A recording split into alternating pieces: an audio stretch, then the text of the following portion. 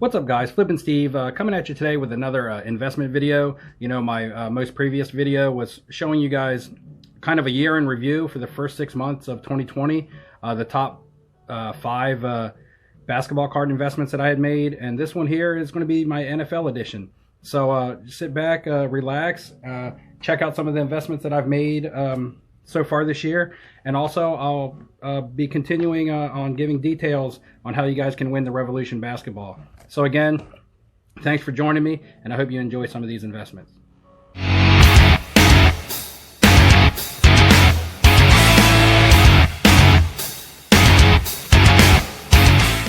What's up, guys? Welcome back. Flippin' Steve, and tonight we're going to be talking about my top 5 NFL investments that I've made in the first 6 months of the year. Yeah, we are already halfway through 2020, and I'm going to be talking about and showing you guys some of my best purchases and some of the stuff that I want to have the best ROI on, guys. I'm not necessarily selling, but yeah, if I was to sell, this is what what kind of turnaround I'm looking to get at the moment. There have been a couple cards that I have sold because the NFL market, I just want to touch on this, was way hotter this year early. It was hot earlier in the year, I guess is what I'm trying to say. Usually NFL cards don't tend to really start gaining momentum until, July, back end of July, like right about now, they'll start to heat up. And NFL cards were really hot, have been really hot since April, like since the draft. And it has a lot to do with a lot of sports not being on television, no Major League Baseball, no NBA. And then the draft was the first thing that everyone got to see that was sports related, that was current. And it really got everybody on the NFL train. And that train left the station way back in April. And hopefully you guys were picking up some cards along the way or got on them early, which was kind of hard to do because if you weren't on the NFL cards January, February, and March, it was really tough to get any good buys because all the quarterbacks really shot up. And it was just crazy. I've never seen anything like it. And football is one of the things that I do most of my investing in. Now, that being said, the market as a whole is hot, so that also could have something to do with it, the sports card market as a whole. So that could have caused it to kick off a little bit earlier this year. But I've never seen NFL cards just really get the kind of steam that they had like in April. I will talk about a couple of flips that I have made, and that was some Josh Allen stuff. Some Josh Allen stuff I bought all the way back in February, early February, like February 4th. Select silver prisms for like $40, $41.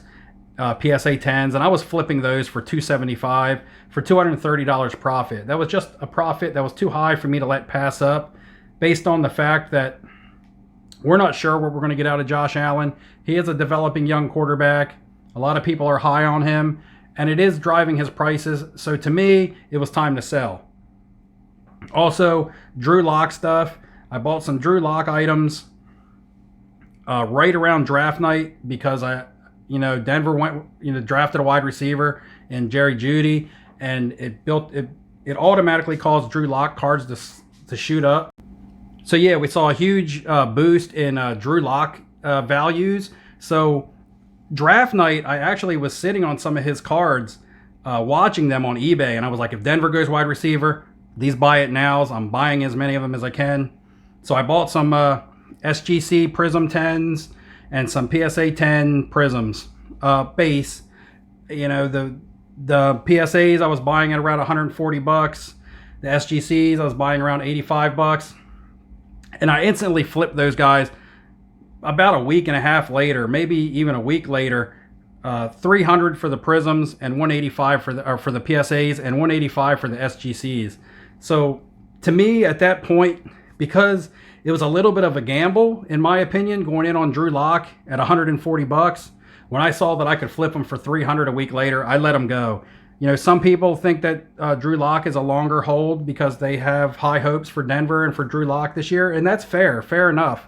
But for me, at that point, it was a flip. So yeah, I flipped some Josh Allen, I flipped some Drew Lock cards, And there's a question I do want to answer because I get this question a lot, and people ask me when they should be selling their stuff.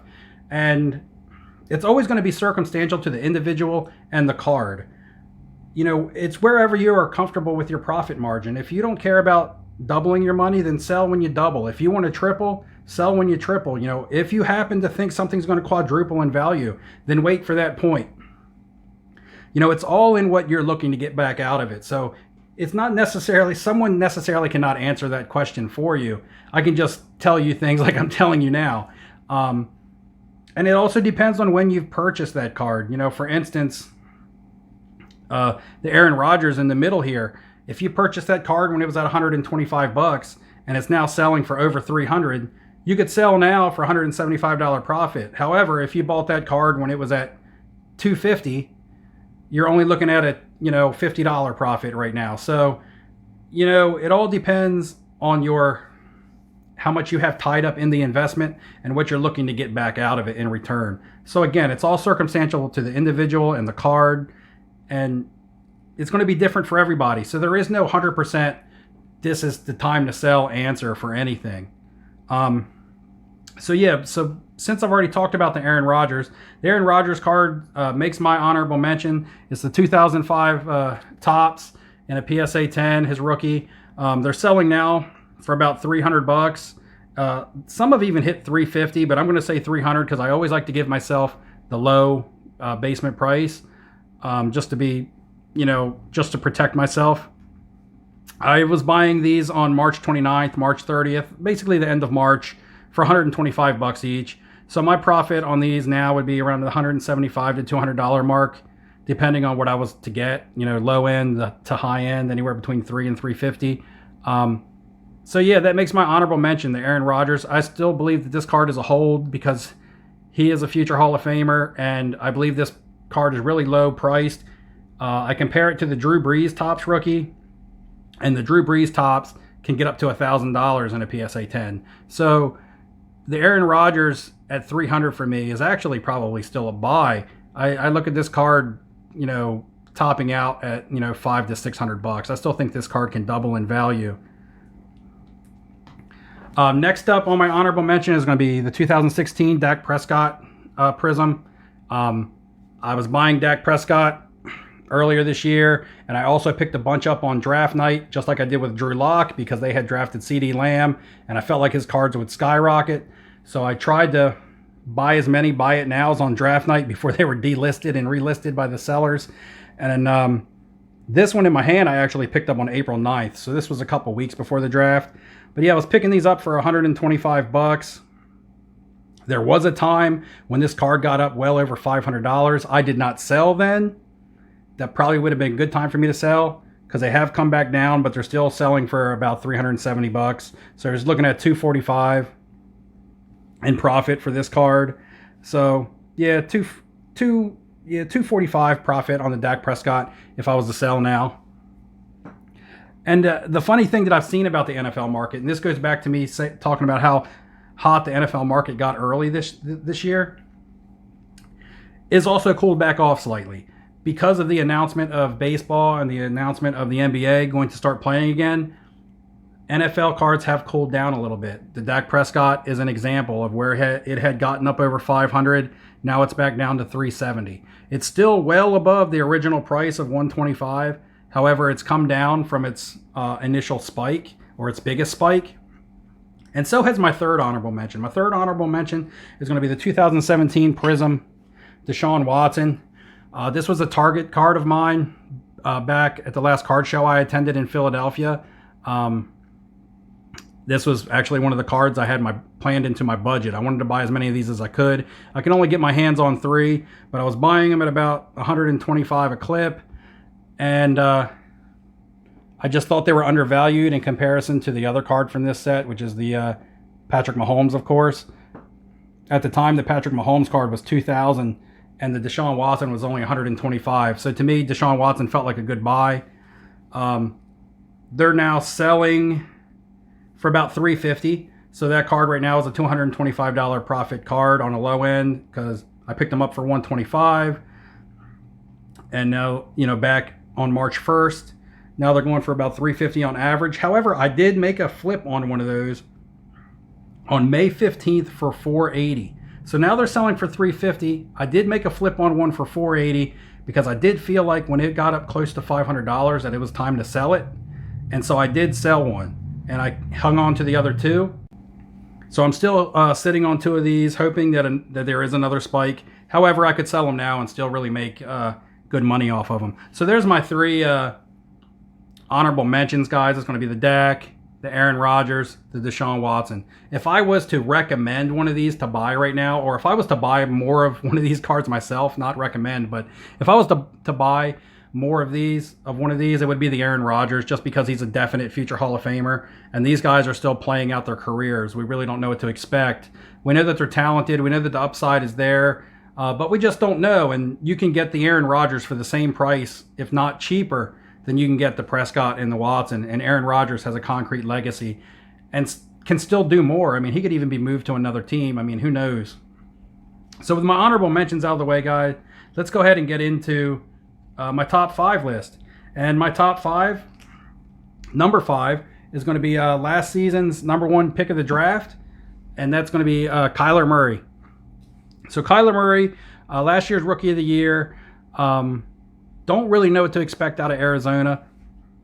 There is a lot of hype built into this card. A lot of people think he could be this year's Lamar Jackson. I don't know. Lamar Jackson was the MVP, so that's a tall order to try to come out and put together a season like Lamar Jackson did last year. However, the hype is there. So this card I bought on January 25th, before the Super Bowl had even been played, for $100. $100 even I bought this for, and now they're selling consistently for $350 on eBay. So I'm looking at a $250 profit on this card. This card I may actually let go, just because $250 on this card, I'm tripling my money. I'm tripling my $100 if I sell this for $350, and I'm kind of happy with that. And if he doesn't play up to the hype, now he could play up to the hype, and this card could see increased value. However, like I said, it's a tall order. If he doesn't live up to the hype, you could see slight dips in this card. I could see this card, settling back down to the 200 to 250 range, to be honest. But for now, I still have it, so I haven't sold, but we'll see what the future brings. Next up, number 4, and this guy is already retired. He will be a first ballot Hall of Famer next year. I would bet the farm on it, and I'm talking about Peyton Manning. And the reason why I have been investing in his stuff, or I was investing in his stuff, keyword, since the beginning of the year, January, February, March, and up until draft night. Anything that I saw that was graded out of Peyton Manning, whether it was Bowman Chromes, regular Bowman paper, whether it was Topps, Leaf Rookies and Stars, Skybox, I was buying them because they were $60, $70. The Bowman Chromes were like $200. This one in my hand was $199. And I was buying these to put together, or to put away for the Hall of Fame next year. However, on draft night, he gave a speech, about the coronavirus and about the healthcare workers and how sports were going to help people get through the coronavirus and things like that. And his cards just blew up that night. And that was a spike that I didn't see coming. Now, it's not necessarily a spike that I wanted, because my plan was to buy Peyton Manning all year, and it kind of made him unbuyable at that point. This card here shot up from $199. It's now selling for $475. So I'm looking at a $275 profit, which is great. However, I wish they were still lower, because I wanted to buy more Peyton Manning stuff before next year. And now to buy him, it's going to cost you quite a bit. The other thing is that I was buying the Interstate Bowman Chromes, and I wish I would have been buying more base. I thought the Interstate would draw a premium, and that's one thing that I was wrong on, guys. And I'm, full transparency. Sometimes I'm wrong, and that's one thing that I was wrong on. The base is drawing, $650 to $700 consistently, where the Interstate is drawing like $475 to $500. So still a good buy, still a good purchase, still a good profit. I could have did myself a little bit better, though, if I'd have just went with more base and laid off of the Interstate. But that's just the small things that you can't predict. And Peyton Manning is still a hold for me. Just because he spiked in April, I look for him to have another spike next year during his Hall of Fame induction. So it's going to be a good thing in the end. It's going to end up being a double spike for me. I just can't buy as many now because of his price hike. Number 3 is going to be last year's MVP, who came out of nowhere to steal the show. Couldn't quite get it done in the playoffs. However, Lamar Jackson. And I was buying his select stuff. I have a ton of this card at the grading company right now. At least 8 or 9 of them. At least 8. I'm going to say I have at least 8 of this card waiting to get back. So my return on investments of those is going to be where my big money is at. However, this one here, I did win at auction back on January 26th for $144 and change. And again, there was a window where you could have bought Lamar Jackson cards when he was eliminated, or when the Ravens were eliminated from the playoffs and before the Pro Bowl. There was a very small window where you could get in on Lamar Jackson cards a lot cheaper than what they had been selling for, a month prior. And I was able to scoop this card up in that window for $144. It was just like, for like a 2-week period, he just sailed under the radar. It was the weirdest thing. And I picked up a bunch of his stuff that's at the grading company now, and I picked up a couple graded cards, this being one of them, because they just saw a little dip. It was like he was eliminated from the playoffs, and people forgot about him, and then they played the Pro Bowl, and he won Pro Bowl MVP, and then people started buying his stuff again. So if you're able to get in that small window, then kudos to you. I was able to get a couple. This is now selling on a low side for $450, so I'm still looking at a $300 profit on this card. Bought back on January 26th. So yeah, Lamar Jackson. And again, don't know what to expect from him this year.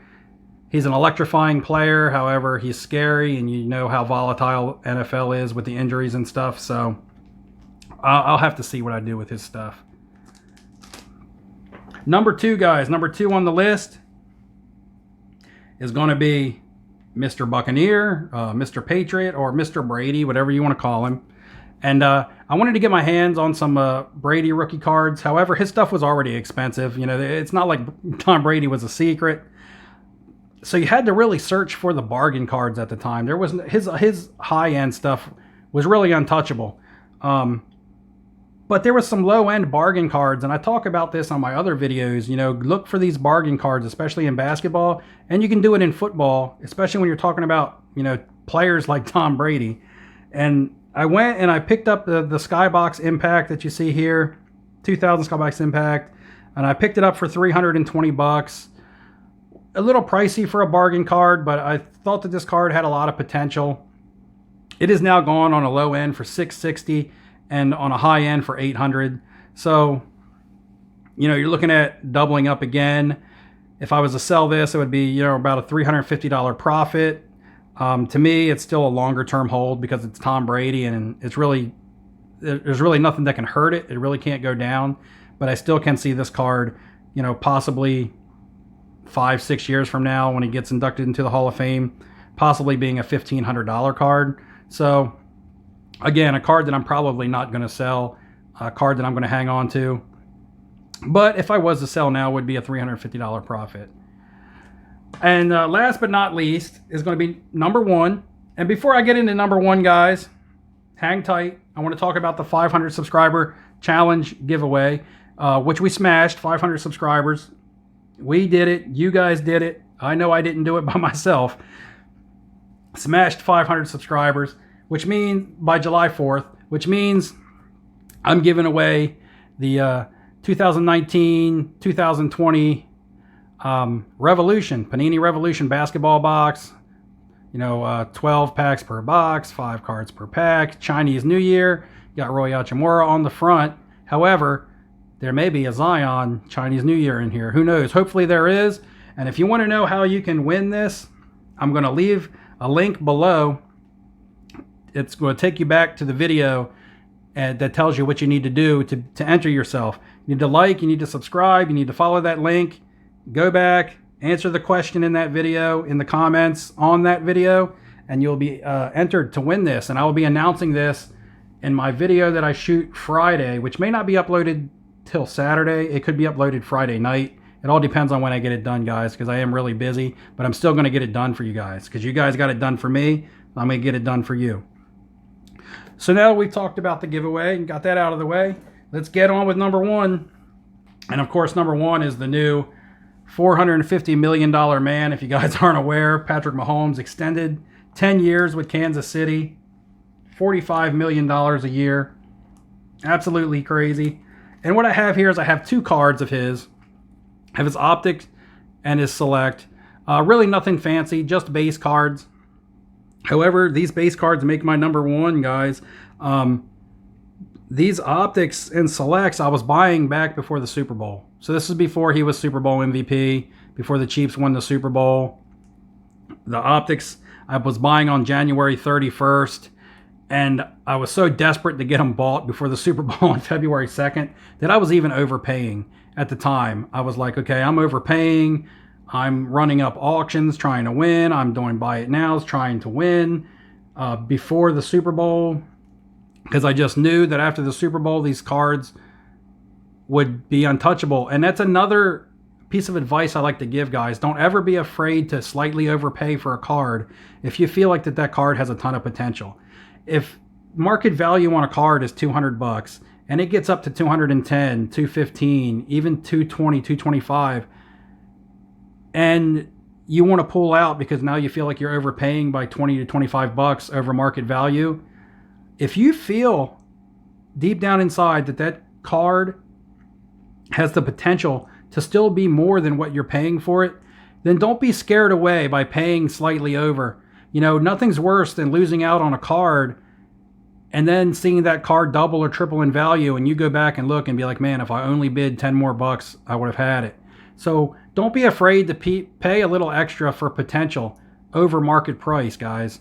A lot of times that'll ultimately get you the win on the card in the end, just because you're willing to pay a little bit over the current market. And at the time, I was doing that on these. I mean, these were, 175, 200, but the auctions weren't ending until after the Super Bowl. And I was scared to let the auctions go that far. So I was doing buy it nows on them for like 225 bucks, even though auctions were ending, like $20 less than that. I had to get them in my hands before the Super Bowl. I just felt the potential there. And now the Selects, which I bought multiples of at around 260. I even came back and was buying them at 280. And now they're selling for easily $700, which is now a $400 profit. If I was to pay if I would have paid $300 for this card, it would be a $400 profit at $700. But I was buying them at 260, 280, even though the market price on them at the time was 220. I just had faith in the potential of the card, and I did the same thing with the Optics. The Optic I actually was able to get cheaper. January 31st, I was buying them for $225, $221. It was still $20 over the $200 market value. However, these are selling, around $800 now, $820, $830 recent sales. So I'm looking at $600 profits on these Patrick Mahomes Optics. And because I was willing to pay I was willing to overpay at market value. So that's one tip that I can give to people that I do, is I will pay over market value for a card that I think has potential. And I know it sounds repetitive. I've repeated it a couple times, but I can't stress it, guys. And that's why I'm holding these right now. If I backed out of the auctions on these at market value at $200 and watched somebody else win them for $205, I wouldn't be holding these now, and I wouldn't have these, $600 and $700, $800 flips in my hand. And I've got some back there in the boxes too. I just didn't pull them all out. But they're all base, nothing silver, no hollows, just the base, guys. Simple, easy flips on a guy that's predicted to be the next GOAT. By many, not by all. But that's the cards I had to show you guys, and a slight bit of advice I had to give. Also wanted to make sure I included the 500 subscriber giveaway, because it's absolutely amazing that we crossed 500 subscribers. And also, guys, we're approaching 550. If we hit 600 subscribers, and I'm not saying, hey, we have to do it, but if we hit 600 subscribers by a decent time in the month of July, I may throw another challenge out there to you guys. I don't want to throw the challenge out too early, just because I don't want it to be an unattainable challenge and be like, hey, he's only he's giving us challenges that are impossible. That's not fair. So if we're going to organically get to, 600 subscribers by a decent point in this month, then I'm going to throw out another challenge, and it would be for another giveaway, and it will be a good giveaway. I already know what I'm going to do. I just don't want to make the announcement until it becomes attainable, because I don't want to put too much pressure on my subscribers, and I don't want anybody to be upset when we don't necessarily reach a goal. But anyway, guys, that's what I have for you. I hope you take something away from this, whether it was entertainment, whether it's knowledge, whether it's a giveaway that you might win, Thanks a lot for checking out my content, guys. I appreciate every one of you guys. And if you leave comments, I'll always try to answer. Sometimes I make it a portion of my day. If I'm on break at work, or if I'm laying in bed at night trying to fall asleep, I'll read all my comments and try to answer. It's getting harder and harder to do, but you know what? It's worth it to me to try to get it done. So once again, guys, that's what I have. So until next time, good luck in your investing, and I'll see you later.